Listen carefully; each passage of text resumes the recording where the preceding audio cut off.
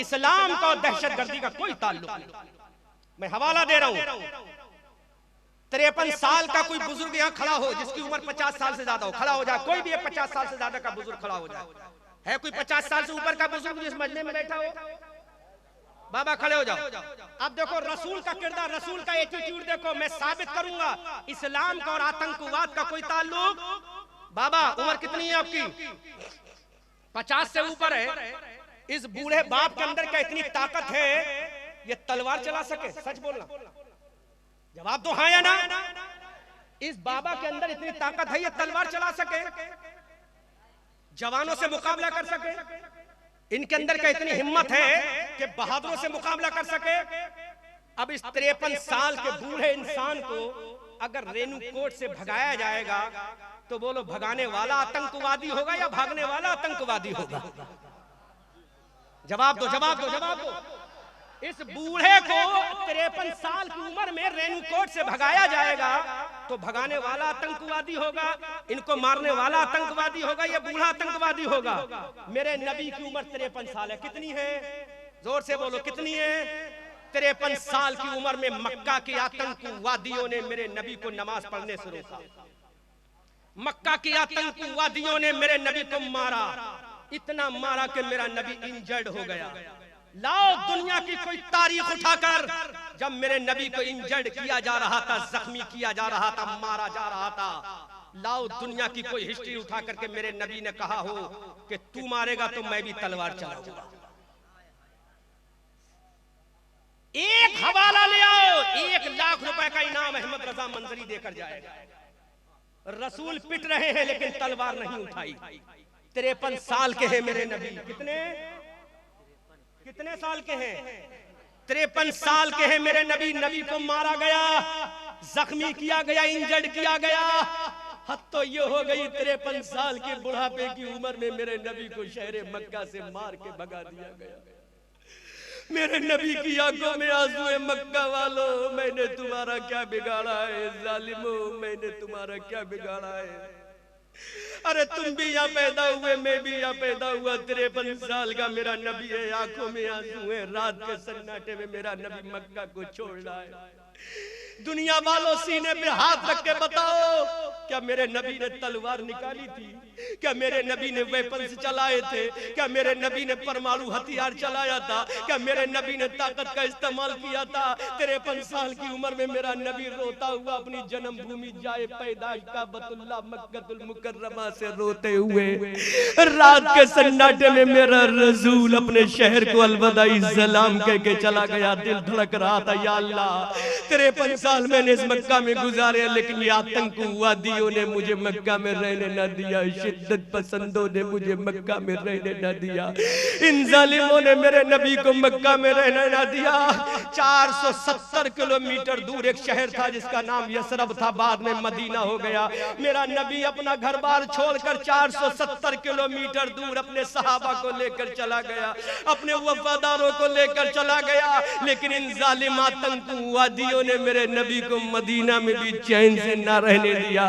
मेरे नबी पर फ्लैकिंग का ठेक कर दिया, मेरे नबी पर हमला कर दिया। अब दरोगा जी हाथ जोड़कर मैं आपसे सवाल करता हूँ, जब मेरे नबी के ऊपर फ्लैकिंग अटैक किया गया, मक्का से भगा दिया गया, मक्का से रुखसत कर दिया गया, 53 साल की उम्र में मेरा नबी मदीना चला गया। मदीना में भी आतंकवादियों ने रहने ना दिया। 1000 का लश्कर लेकर मेरे नबी को मारने के लिए चले गए, नबी को काटने के लिए चले गए, नबी के सहाबा को तोड़ने के लिए चले गए। अब मेरे नबी ने देखा, या अल्लाह अब तो रहम कर दे, मैं मक्का छोड़ के आ गया, अपनी अम्मा की कब्र को छोड़कर आ गया, अपने बाबा जान के घर को छोड़कर आ गया, अपने रिलेशन को छोड़कर आ गया, रिलेटिव और रिश्तेदारों को छोड़कर आ गया। या अल्लाह ये कौम अब मुझे मदीना में भी नहीं रहने देती है, अल्लाह मैं क्या करूं? तो मेरे रब ने कहा सेल्फ डिफेंस का कानून हमारा सुप्रीम कोर्ट सिखाता है, भारत के सुप्रीम कोर्ट में लिखा है, भारत के कानून में लिखा है, सेल्फ डिफेंस करो, अपने आप की हिफाजत करो, हमारा हिंदुस्तान का कानून कहता है। हजरात अब मेरे नबी लाचार और मजबूर है, आका करीम के हाथ में तलवार नहीं है, तो मेरे रब ने कहा रसूल अब इनका जवाब इन्हीं के अंदाज में दिया जाएगा, इनका अंदाज इन्हीं के अंदाज में दिया जाएगा। रसूल मैदान बदर में चला जा, रसूल मैदान बदर में चला जा। अब मेरा रसूल मैदान बदर में गया, आतंकवादियों की फौज आ गई, शिद्दत पसंदों की फौज आ गई, मेरा रसूल मैदान बदर में गया। इन जालिमों ने मेरे रसूल के ऊपर तलवार चलाई, लेकिन मेरे रसूल ने किसी पर तलवार नहीं चलाई, मेरे रसूल ने किसी को ना मारा, मेरे रसूल ने किसी का कत्ल ना किया। अब सोचो, जिसने अपना घर छोड़ दिया तलवार नहीं चलाई, अपना वतन छोड़ दिया तलवार नहीं चलाई, अपने माँ बाप का शहर छोड़ दिया तलवार नहीं चलाई, अल्लाह का घर छोड़ दिया तलवार नहीं चलाई, मदीना आ गया तलवार नहीं चलाई। अजब रसूल, इतना शांति पूर्वक रसूल है, इतना स्वीट रसूल है, इतना इंसानियत का पैगाम देने वाला रसूल है। तो मक्का की आतंकवादियों ने कहा, ऐ मोहम्मद, हमने तुम्हें मारा लेकिन तुमने तलवार नहीं चलाई, हमने तुम्हें कूटा लेकिन तुमने तलवार नहीं चलाई, हमने तुम्हारे बच्चों को मारा लेकिन तुमने तलवार नहीं चलाई, आखिर इसकी वजह क्या है? तो हिस्ट्रिकल जुमला सुनो, मेरे रसूल का तारीखी जुमला सुनो। मेरे रसूल ने कहा, अरे मैं तलवार का जवाब तलवार से देने नहीं आया हूँ, तलवार का जवाब मैं प्यारो मोहब्बत से देने आया हूँ, इश्क और वफा से देने आया हूँ। कुछ उनके खुल्क ने, कुछ उनके प्यार ने कर ली, मुसख्खर सारी दुनिया सैयदे अबरार ने। अब बोलो, जिस रसूल ने आतंकवाद ना सिखाया हो, उसका उम्मती कैसे आतंकवादी होगा? अब जो आतंकवादी होगा वो रसूल का उम्मती नहीं होगा, जो आतंकवादी होगा वो रसूल का उम्मती नहीं होगा। मेरा रसूल शांति का पैगाम देने आया था, पीस माहौल क्रिएट करने के लिए आया था मेरा रसूल। 53 साल की उम्र में, बुढ़ापे के आलम में रसूल ने मक्का को छोड़ा, लेकिन तलवार नहीं उठाई, हथियार नहीं उठाई। तो शांति का पैगाम इस्लाम का पैगाम है। किसका पैगाम है? किसका पैगाम है? और सुनो, मेरा रसूल हिजरी 8 में कितनी हिजरी 8 में कितनी हिजरी 8 में विनर ऑफ द काबा बनकर मेरा नबी मक्का में एंट्री करता है। निकलने के ठीक 8 साल के बाद, कितने साल के बाद? 8 साल के बाद मेरा नबी विनर बन गया। क्या बन गया? फातह आजम बन गया, रसूल कामयाब हो गया। अब मेरा रसूल फिर मक्का में जाता है। इस्तकबाल करना जुमले का, और ये क्लियर हो जाए कि आतंकवाद का इस्लाम से कोई ताल्लुक, शिद्दत का इस्लाम से कोई ताल्लुक। 8 साल के बाद मेरा नबी फिर मक्का में जाता है। कहां जाता है? जोर से बोलो, कहां जाता है? अब मजबूर बनकर नहीं, मुख्तार बन के जाता है, लीडर बन के जाता है, शहंशाह बनकर जाता है, विनर ऑफ द काबा बन के जाता है। जब मेरा रसूल मक्का में हिजरी 8 में पहुंचा, मुसलमानों रसूल की सीरत याद करो, बहुत हो गया। रसूल की सीरत सुनो, रसूल की सीरत पढ़ो। विनर ऑफ द काबा बनकर जब मेरा रसूल मक्का में ठीक निकलने के 8 साल के बाद जाता है, सामने वो लोग खड़े हैं जिन्होंने रसूल को मार के भगाया, सामने वो लोग खड़े हैं जिन्होंने सैयदा फातिमा के तमाचा मारा, सामने वो लोग खड़े हैं जिन्होंने बिलाल हबशी को जमीन पर लिटा लिटा कर मारा, सामने वो लोग खड़े हैं जिन्होंने रसूल को 3 साल तक कैद में रखा। मेरे रसूल की एक आवाज निकली, बोलो मक्का के आतंकवादियों कहां गए? जिन्होंने मेरे नबी ने कहा बोलो क्या किया जाए, तो रहमतुल लिल आलमीन नबी ने अपने दुश्मनों से कहा, ऐ दुश्मनों, आज मैं शहंशाह बन गया हूं, अरे मारना तुम्हारा काम था, जाओ, आज मैंने सबको माफ कर दिया है। वाह वाह वाह वाह वाह वाह वाह, आज मैंने सबको, इतने बड़े दुश्मन को कोई माफ करेगा कोई माफ? जो इतने बड़े दुश्मन को माफ कर दे वही आमना का लाल रहमतुल लिल आलमीन नबी है। मेरे नबी ने कहा जाओ अंतुम तुलका, सब तुम आजाद हो।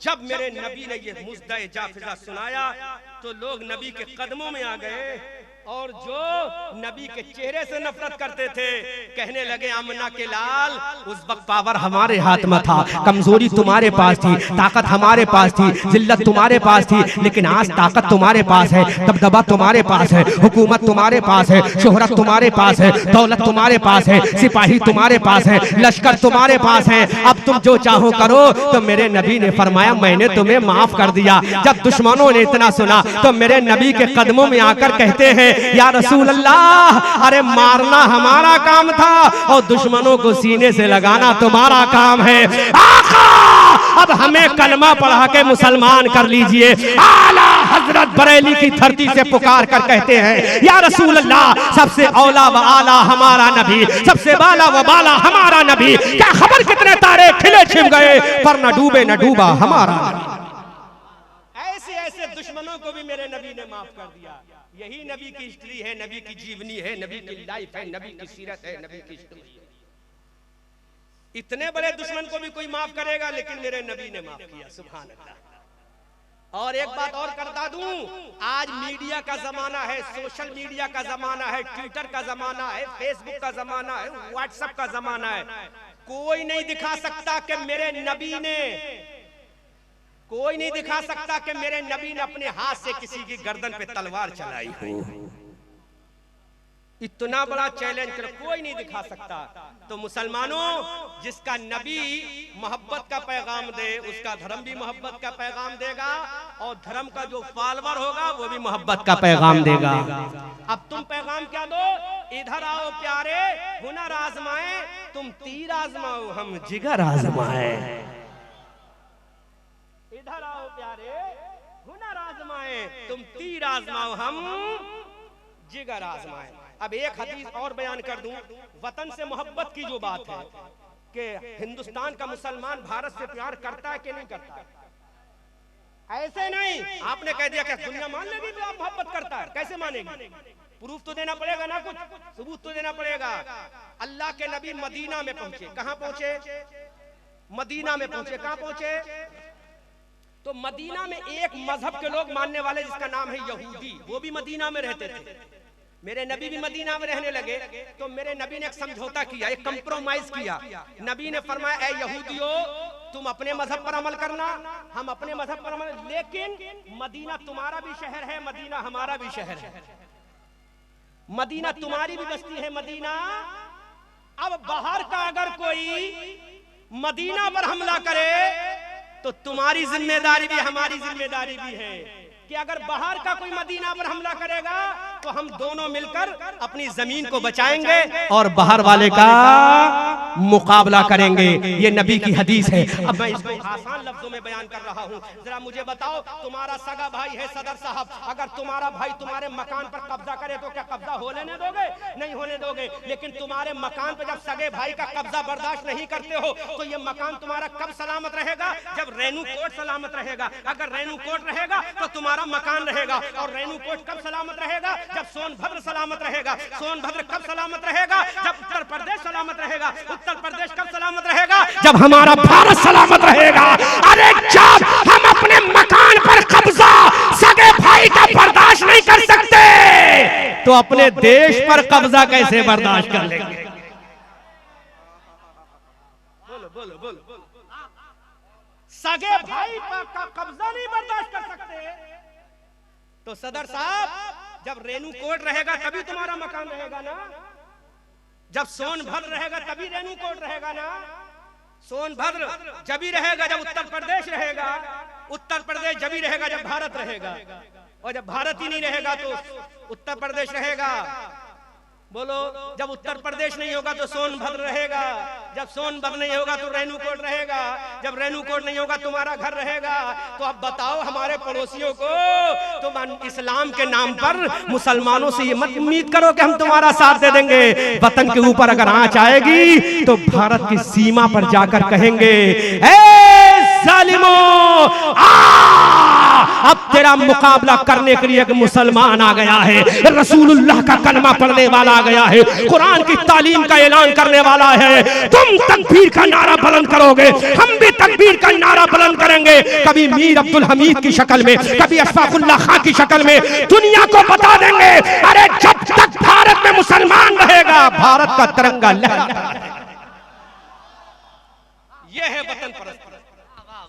नारे तकबीर, नारे रिसालत, हिंदुस्तान हिंदुस्तान हिंदुस्तान हिंदुस्तान। मैंने तुम्हें इतनी आसानी से समझा दिया कि पूरे भारत में इतनी आसान तकरीर आज पहली मर्तबा कर रहा था, वरना मैं इंग्लिश जब बोलना शुरू करता हूं तो पूरी तकरीर इंग्लिश में ही गुजार देता हूं। यूट्यूब पे सुन लेना, घंटों की तकरीरें पड़ी हैं मेरी। अंदाजा करो, हम अपने मकान पर कब्जा सगे भाई का बर्दाश्त नहीं कर सकते तो अपने मुल्क पर कब्जा कैसे बर्दाश्त करेंगे? अल्लाह अकबर। अब दुनिया को पैगाम दो कि सारे जहां से अच्छा हम बुलबुले हैं, इसका ये गुलसिता मजहब नहीं सिखाता। आपस में वैर रखना, हिंदी है हम, वतन है हिंदुस्तान। एक मिसाल दे दूं, हिंदू मुस्लिम सिख ईसाई 4 धर्म के लोग रहते कि नहीं रहते? मस्जिद कमेटी वालों, मस्जिद का कोई गार्डन बनाया है आपने? कभी नहीं बनाया? बना लेना कल को गार्डन में। एक मिसाल दे रहा हूं, गार्डन बना लेना कमेटी वालों। एक गार्डन में खाली गुलाब का फूल हो,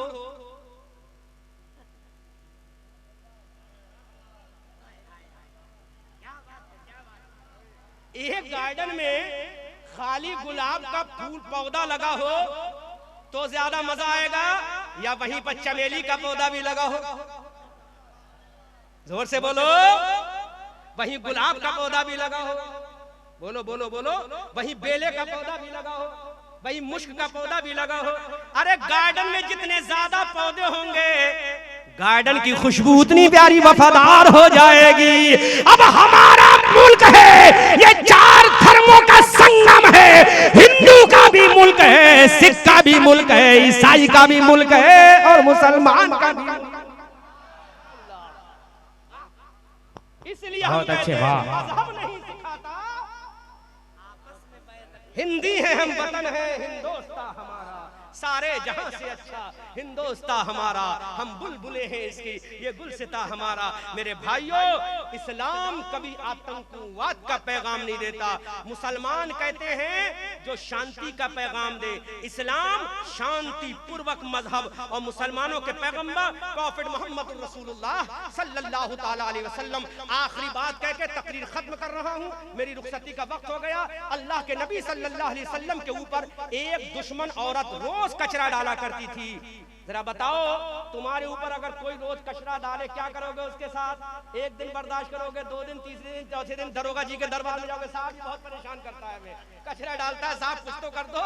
तो दरोगा जी अच्छा डंडा लेकर आएंगे, कचरा डालता तू, तुझे पता नहीं है हिंदुस्तान की गलियों को साफ रखना है? तो दरोगा जी भी बेचारे मेहनत करेंगे। मेरे नबी के ऊपर बूढ़ी औरत रोज कचरा डालती थी, एक दिन कचरा नहीं आया। अल्लाह के नबी ने पूछा, ऐ मेरे सहाबा, इस गली से मैं गुजरता था, एक बूढ़ी औरत मुझ पर कचरा डालती थी, लेकिन आज कचरा नहीं आया। तो नबी के सहाबा ने कहा, या रसूल अल्लाह, हमने सुबह से आज शाम तक उस औरत का दीदार नहीं किया, सरकार हमने नहीं देखा। मेरे सरकार उसकी गली में गए, गली के पड़ोसी से पूछा, इस छत के ऊपर से मेरे ऊपर कचरा आता था, आज क्यों नहीं आया?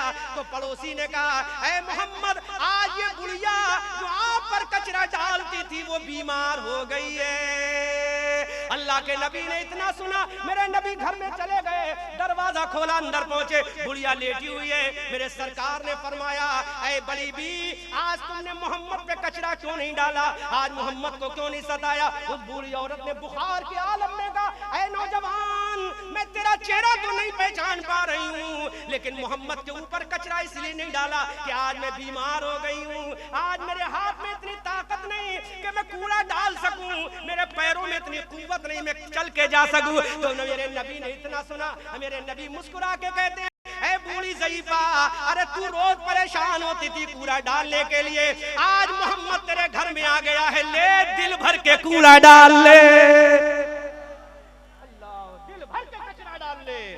दिल भर के कचरा डाल ले, उसने इतना सुना, अरे तुझ जैसा मोहम्मद मैंने दुनिया में नहीं देखा, यकीनन तू बहुत बड़ा अल्लाह का नबी है। मेरे नबी के कदमों में गिर गई, कलमा पढ़ के मुसलमान हो गई।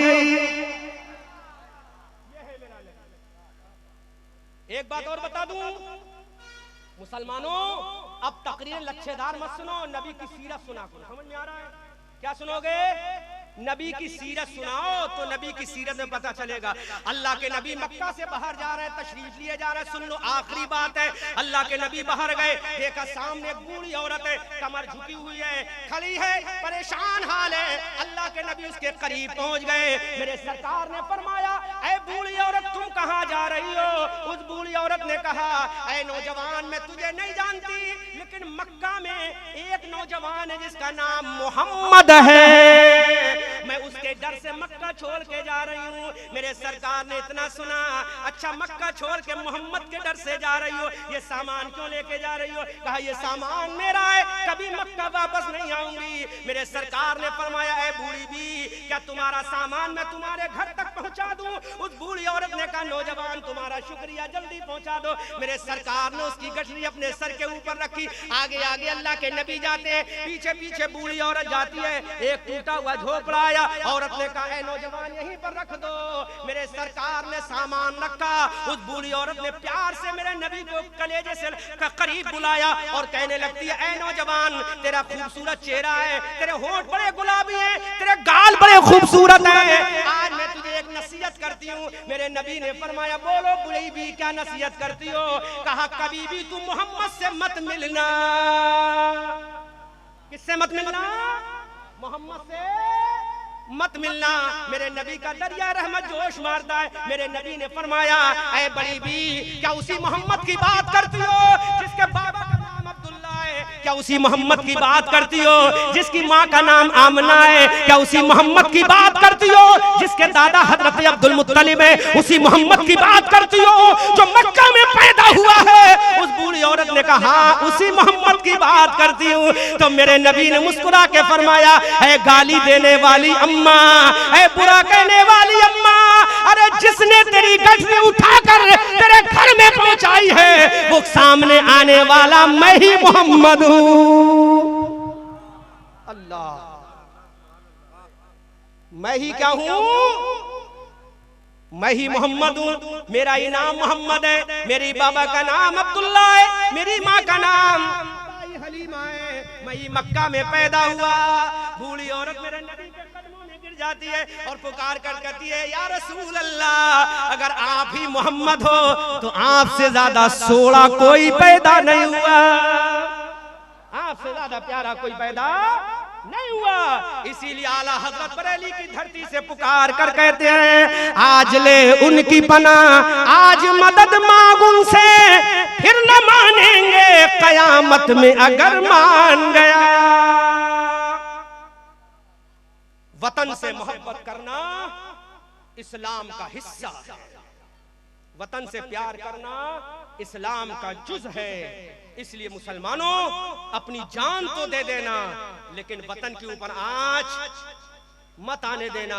मैंने तुम्हें बताया, इसी भारत की किताब है जिसका नाम फतावा रज़विया है, अफ्रीका के सुप्रीम कोर्ट में उससे फैसले किए जाते हैं। ये किताब किसने लिखी है? एक हिंदुस्तानी मौलवी ने लिखी है जिसका नाम इमाम अहमद रजा खान है। दुनिया उसी को आला हजरत कहती है। वही आला हजरत फरमाते हैं, या रसूल अल्लाह, लेकिन रजा ने खत्म सुखन इस पे कर दिया, खालिक का बंदा, खल्क का आका कहूँ तुझे, खूब की सैरे चमन, फूल चुने शाद रहे, बाग बा जाता हूँ मैं, गुलशन तेरा आबाद रहे, रहा चमन तो फूल खिलेंगे, रही जिंदगी रेणु कोट के लोगों फिर मिलेंगे। ऐ रज़ा, ये अहमद नूरी का फैज़े नूर है। हो गई मेरी गजल पढ़कर कसीदा नूर का। अस्तगफिरुल्लाह रब्बी मिन कुल्लि ज़ंबिन व अतूबु इलैहि व मा अलैना इल्लल बलाग। इस्लाम जिंदाबाद, हिंदुस्तान पाइंदाबाद, व मा अलैना इल्लल बलाग। अस्सलामु अलैकुम व रहमतुल्लाह।